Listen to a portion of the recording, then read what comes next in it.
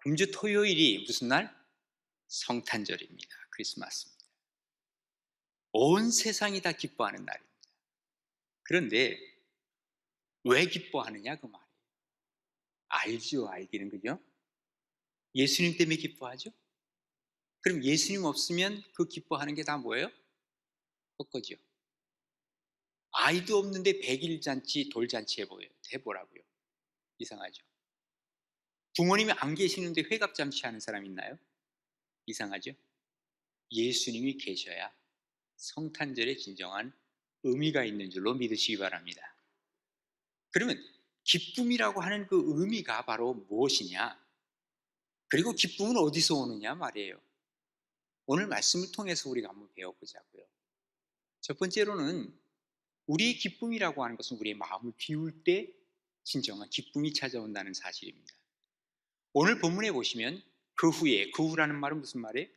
예수님께서 니고데모를 통해서 중생의 그 도리를 말씀해 주신 그 이후에 예수님께서 어디로 가셨냐면 제자들과 함께 유대 땅으로 가셨어요. 그리고 거기서 함께 유하시면서 세례를 베풀기 시작하는 거예요, 예수님이. 자, 그 다음 절에 보세요. 그런데 요한도 살렘 가까운 에논에서 세례를 베풀었다 그랬어요. 이 에논이 어딘지 정확히 몰라요. 아무튼 이 에논이라고 하는 곳에서 세례 요한도 세례를 베풀고 또 그 곁에서 예수님도 세례를 베풀고 있는 거예요.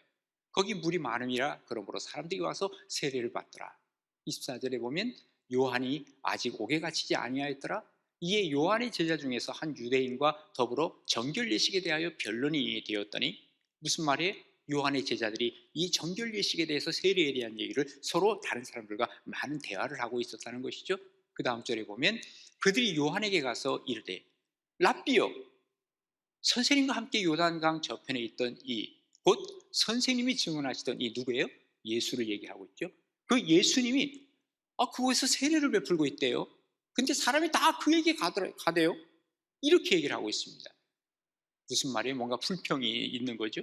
그때 세례 요한이 뭐라고 얘기를 합니까? 요한이 대답하여 이르되 만일 하늘에서 주신 바 아니면 사람이 아무것도 받을 수 없느니라. 그러니까 예수님이 어디에서부터? 하늘에서부터 모든 것을 받아서 세례를 베푸시는 메시아이시다. 그러니 염려하지 마라. 그 얘기 아니겠어요?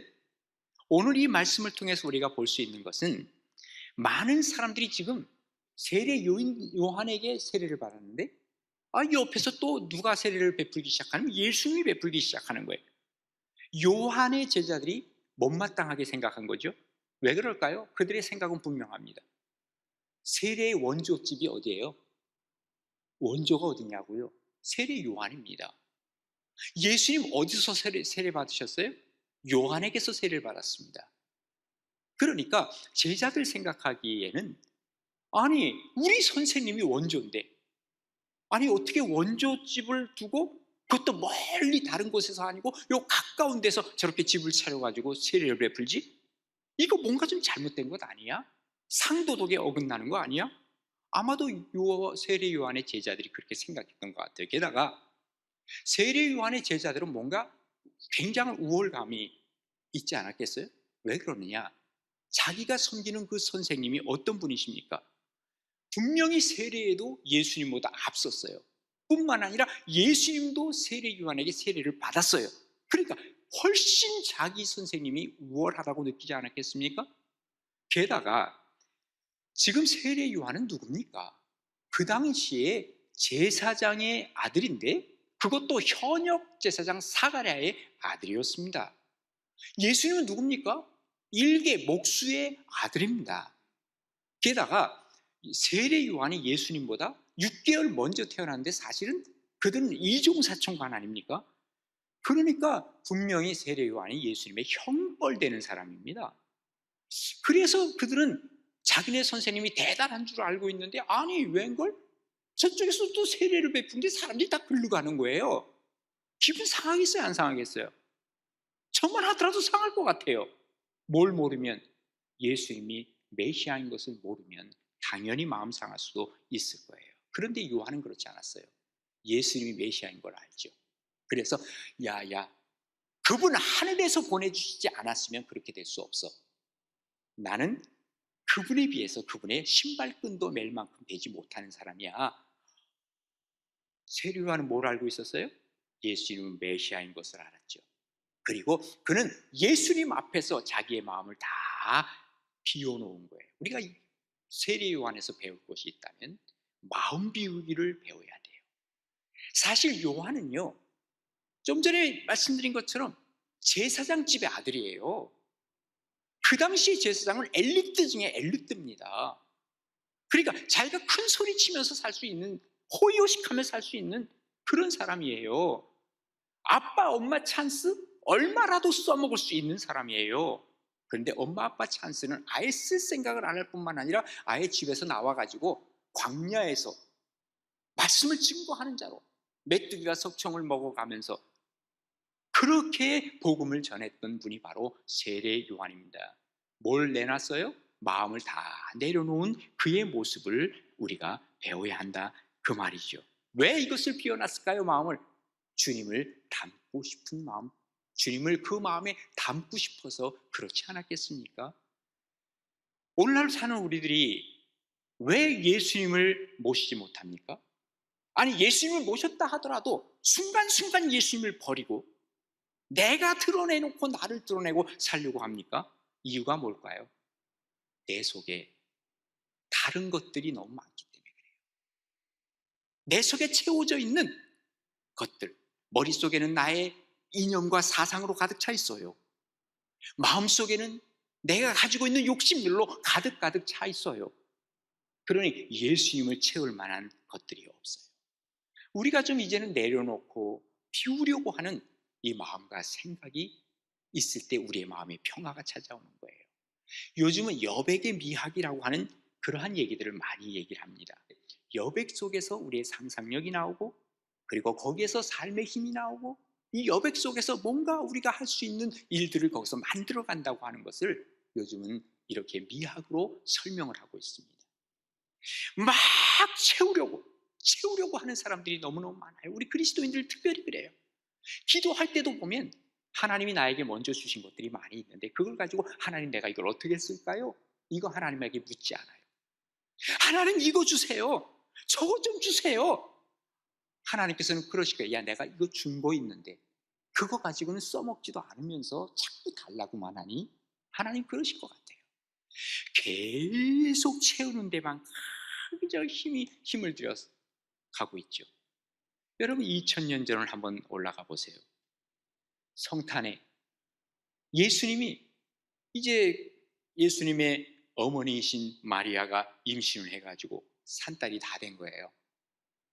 그런데 들어갈 만한 집이 없어요. 베들레헴에 갔을 때 어떻게 했습니까? 이 집 저집 갔겠죠. 빈 방 있습니까? 빈 방 있어요? 없어요.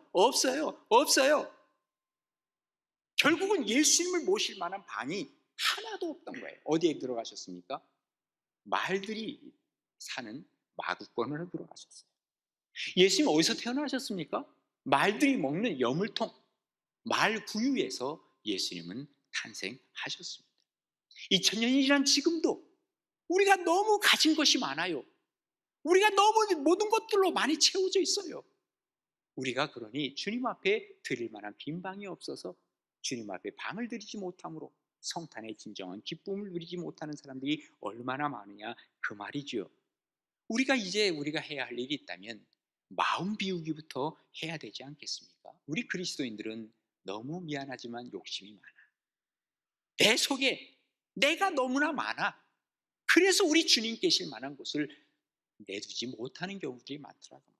성탄의 진정한 기쁨은 마음을 비우고 예수님을 모시는 데 있다는 것을 다시 한번 기억하면서 내가 좀 빼내버려야 할 것은 무엇일까? 내가 버려야 할 욕심은 무엇일까? 이거 생각하면서 주님 앞에서의 진정한 기쁨, 진정한 성탄의 기쁨이 여러분 우리 모두에게 넘치는 기쁨이 되기를 간절히 바랍니다. 그 다음에 성탄의 기쁨이라고 하는 것은 주님을 만나는 기쁨이에요. 오늘 본문 29절에 보면 신부를 취하는 자는 신부를 취하는 자가 누구예요? 신랑이라는 거예요.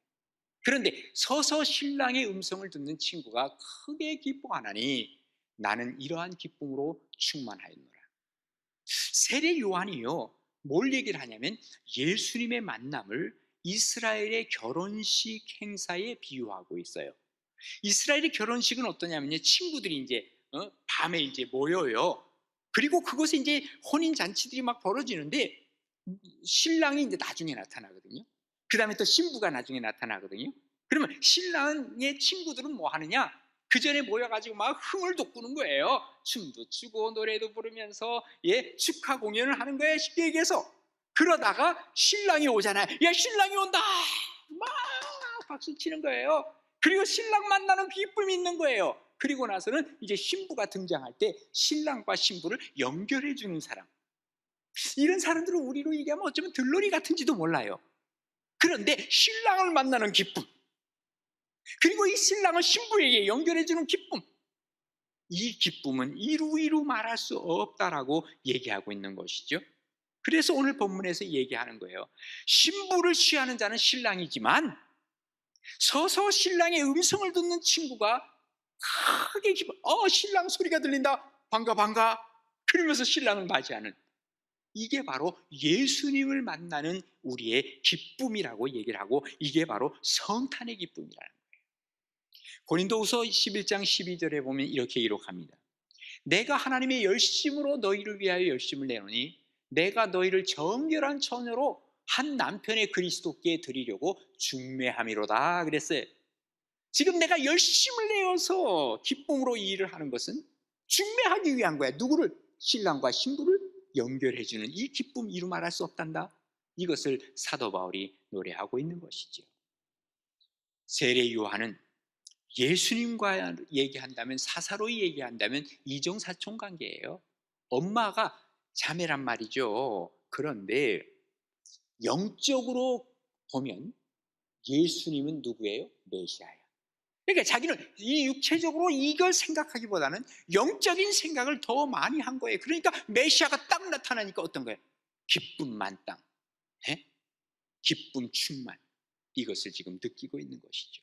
우리가 같은 것을 보아도 마음에 무엇을 담고 있느냐에 따라 달리 보이게 되어 있어요. 그죠?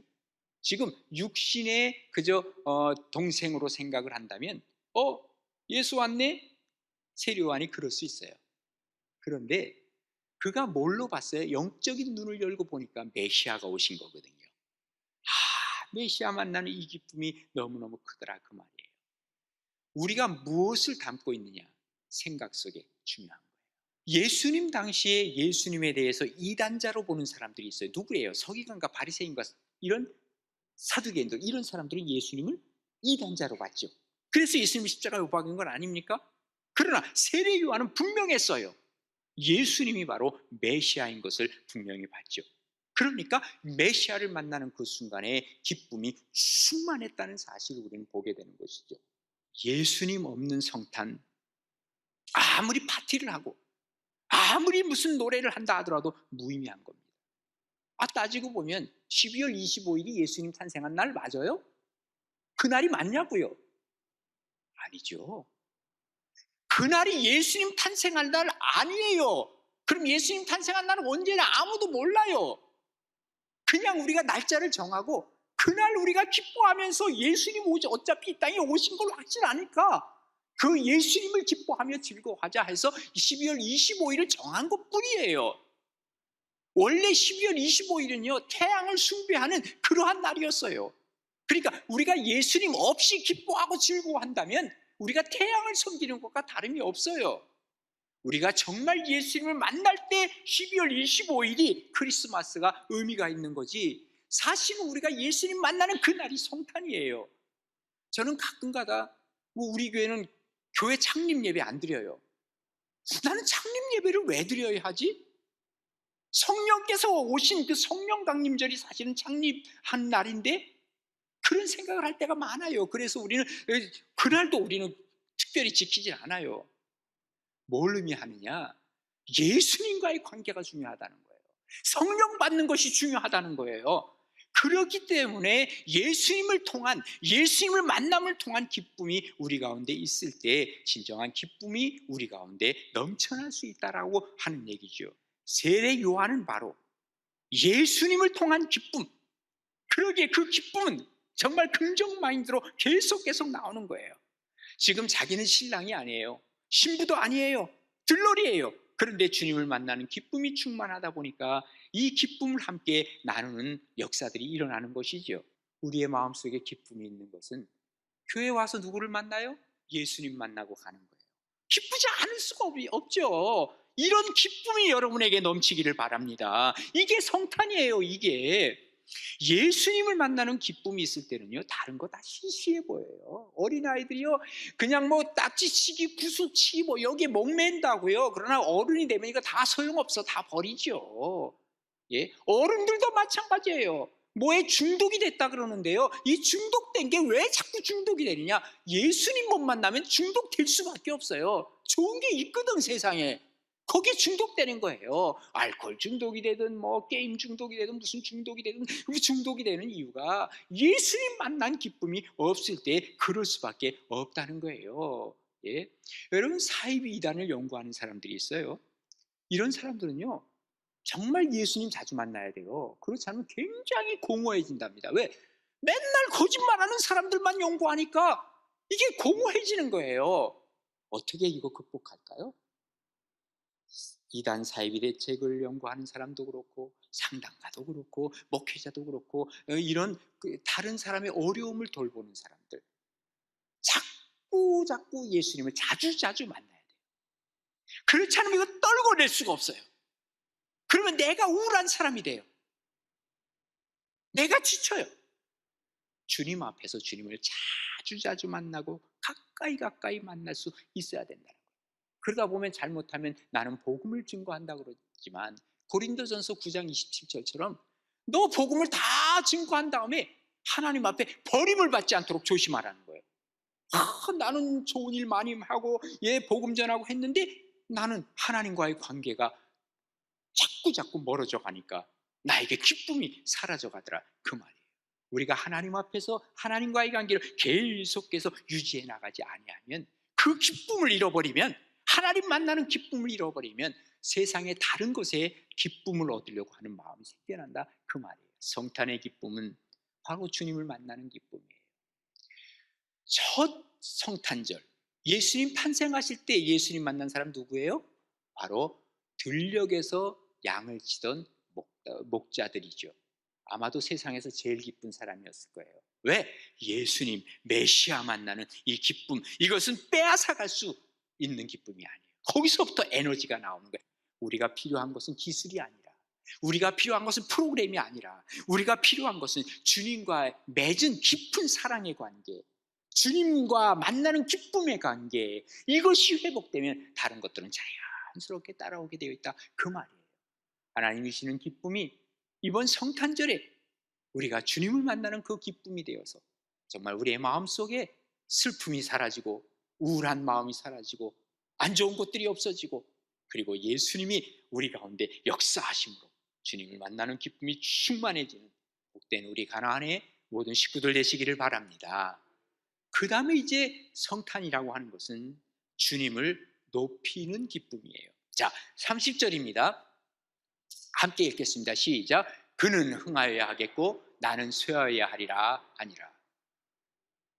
세례요한이 그렇게 얘기를 한 거예요. 제자들이 와가지고는요, 선생님, 도대체 말이죠, 그 예수라는 사람, 그 예수라고도 안 그래요. 한번 보세요. 26절에 뭐라 하냐면 랍비요, 자기 선생님은 랍비라 그러고요. 세례요한에 대해서는, 예수님에 대해서는 뭐라 그래요? 선생님이 증언하시던 그 그치 있잖아요, 그치, 이렇게 얘기한 거예요. 그러니까 예수님은 별 볼 일 없는데 우리 선생님은 대단한데, 이렇게 얘기하니까 세례요한이 뭐냐면 그는 흥하여야 하겠고 나는 쇠하여야 할 거야. 나는 점점 쇠퇴해가는 사람이고 그분은 흥해 가야 되는 게 마땅한 거란다. 와, 그렇지 않아도 속상해가지고 세례요한 선생님한테 얘기를 하는데 뭐 특단의 조치가 나오고 대책이 나올 줄 알았는데 오히려 요한은 하는 말이 그분은 흥하여야 하겠고 나는 쇠하여야 하리라. 참, 요한이 예수님을 메시아로 제대로 아는 거죠. 그러니까 그분을 높여드리는 거예요. 예? 그분을 높여드리니까 그분이 또 우리를 높여주시더라고요. 세례 요한이 예수님을 이렇게 높여드리니까 예수님 뭐라 하는지 아세요? 여기 마태복음 11장 11절에 보면 이렇게 기록하고 있어요. 예수님이 하신 말씀이에요. 내가 진실로 너에게 말하노니 여자가 낳은 자 중에서, 그러니까 세상의 모든 사람 중에서 세례 요한보다 큰 이가 일어남이 없도다. 세례 요한 최고야, 최고. 우리 주님으로부터 칭찬받았어요. 왜? 세례 요한이 예수님을 높이니까 예수님이 그를 높여주더라, 그 말이에요. 그래서 야고보 사도는 야고보서 4장 10절에 뭐라고 얘기를 하냐면 주 앞에서 낮추래요. 그리하면 주께서 너희를 높이시리라. 우리가 시시한 인생을 살아가는 것은 왜 그런지 아십니까? 스스로 높이려고 해야 해요. 그러면 시시한 인생 살 수밖에 없어요. 내가 높아져봤자 얼마나 높아지겠어요. 바벨탑 짓다가 다 무너지는 거지. 예? 우리는 어떻게 생각을 하냐면 나는 흥하여야 하겠고 남들은 다 쇠하여야 하리라. 이런 생각이 있을 때 우리는 흥하기가 어렵다, 그 말이에요. 여러분, 요한복음 1장에 어떤 얘기가 나옵니까? 예루살렘에서 레위 사람들, 그리고 그 바리새인들, 이런 사람들을 세례 요한에게 보냈어요. 저 사람 정체를 좀 알아와라 그랬거든요, 세례 요한에 대해서. 그러니까 와서 묻잖아요. 너 도대체 누구야? 그랬더니 당신들 나 메시아로 알고 왔지? 나 메시아 아니야, 나 메시아 아니야. 그러면 너 엘리야냐? 아니요, 나는 선지자도 아니야. 나는요 그저 주의 일을 곱게 하는 자고, 나는요 광야에서 외치는 소리예요, 소리. 나는 인간도 아니므니이다. 나는 그저 소리밖에는 안 되므니이다. 소리래요, 소리. 인간도 아니야, 세례 요한이. 얼마나 겸손해요. 그리고 주님을 얼마나 높이려고 해요. 이게 바로 세례 요한의 자세였어요. 세례 요한이 당신 메시아 아니요? 라고 물었을 때 글쎄요, 그럴 수 있을 텐데, 이렇게 나와도 이거 큰일 나는 거예요. 그때부터 심각한 문제가 발생해요. 아니요, 나는 그저 광야에서 외치는 소리밖에 아닙니다. 이야, 참 예수님을 높이기 위해서 자기를 낮추는 거죠. 사도 바울도요, 인생의 최고의 목적이 주님 높이는 거예요. 그래서 빌립보서 1장 20절에 뭐라고 기록하고 있습니까? 나의 간절한 기대와 소망이 있대요. 아무에게든지 부끄러워하지 아니하고 지금도 전과 같이 온전히 담대하게 살든지 죽든지 내 몸에서 그리스도가 존귀하게 되려 하니 이제는 내가 사는 것이 그리스도니 죽는 것도 유익합니다.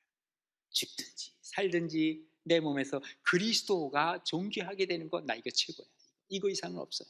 성탄절은 바로 예수님을 높이는 날이에요. 산타를 높이려고 그러지 말아요. 예? 무슨 크리스마스 트리 선물 이거 자꾸 여기에 집중하려고 하지 마세요. 하나님께 영광 돌리는 거예요. 하나님께 영광 돌리면 자연스럽게 하늘에는 영광, 이 땅에서는 평화, 우리의 마음에 평화가 찾아오기 시작하는 것이죠. 주님을 높일 때 내가 손해본다고 생각하지 마세요. 내 명성이 떨어진다고 생각하지 마세요. 오히려 내 명성이 높아간다는 사실을 우리가 알아야 돼요. 일본에 도고 헤이하치로라고 하는 제독이 있습니다. 이분이 1907년 막강한 러시아 극동함대와 싸워서 이겨냈어요. 그래서 일본에서는 해군의 신이라고 그를 얘기를 합니다. 전승을 축하하는 그 축하연에서 어느 날 기자들이 물었답니다. 당신과 넬슨을 비교해 본다면 어떻겠습니까? 했더니 이분이 뭐라고 얘기를 하냐면, 넬슨은 스페인의 무적 함대와 비슷한 수준의 함대로 이겨냈습니다. 그런데 나는 이 발틱 러시아의 이 함대의 3분의 1로 그들을 이겼습니다. 이 한마디가 자기가 더 대단하다는 거죠. 또 물어봅니다. 그러면 여기 한국의 이 조선의 이순신하고는 어떻습니까? 그랬더니 이 사람이 이렇게 얘기를 하더랍니다. 그 이순신 장군에게 비하면 나는 하사관입니다. 갑자기 이러는 거예요. 그러면서 이순신이 만약에 나와 같은 이 함대를 갖고 있었다면 세계 바다를 제패했을 것입니다. 이순신을 높이는 거예요. 그러니까 사람들이 오히려 우리와 같은 박수를 그에게 보내더라고요. 우리가 예수님을 높일 때 내가 낮아지는 게 아니에요. 예수님을 높이면 나는 덩달아서 올라가는 거예요. 주님이 나를 덩달아서 올려주는 거예요. 이런 예수님을 높이는 기쁨, 이게 바로 성탄의 기쁨이 되고, 이 기쁨을 통해서 주님과의 만남을 더욱더 돈독히 함으로 하나님이신 놀라운 기쁨이 우리 가운데 우리를 지배해 갈 수 있도록 이런 날이 되기를 주님의 이름으로 축원합니다.